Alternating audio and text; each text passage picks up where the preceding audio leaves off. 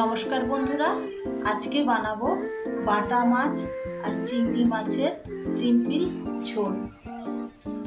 Simple ঝোল বানানোর জন্য কড়াই বসিয়ে দিয়েছি। কড়াইয়ে সর্ষের তেল দিয়ে দেবো। মাছগুলো লাল করে ভেজে নেবো প্রথমে।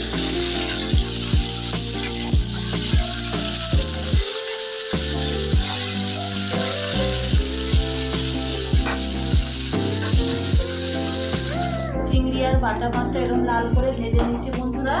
এবার এই তেলে 1 চামচ গোটা জিরে, একটা শুকনো লঙ্কা, 3টে তেজপাতা দিয়ে দেবো।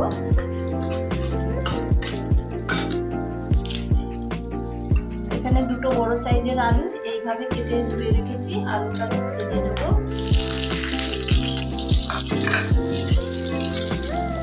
আলুটা লাল করে ভেজে নিচ্ছি বন্ধুরা। এখানে আছে 1 চামচ আদা, 4-5টা কাঁচা লঙ্কা আর একটু 1/2 চামচ মতো রসুন,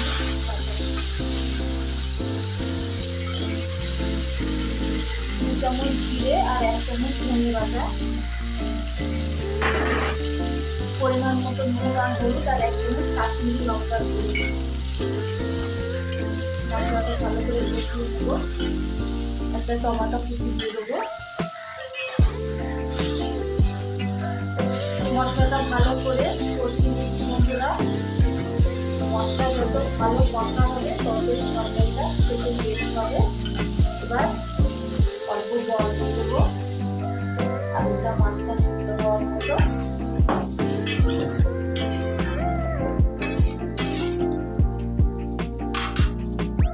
মাছগুলো দিয়ে দেবো।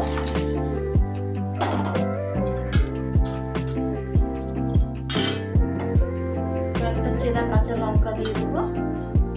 সিম আছে 5-6 মিনিট ঢেকে রেখে দেবো। 5-6 মিনিট হয়ে গেছে বন্ধুরা। এবার দেখি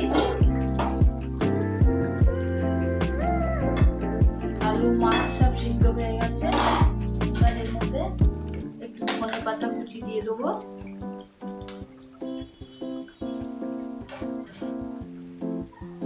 বাটা মাছের ঝোল রেডি বন্ধুরা। কত সুন্দর কালার এসছে দেখুন। এবার নামিয়ে নেব। চিংড়ি দিয়ে বাটা মাছের ঝোল রেডি বন্ধুরা।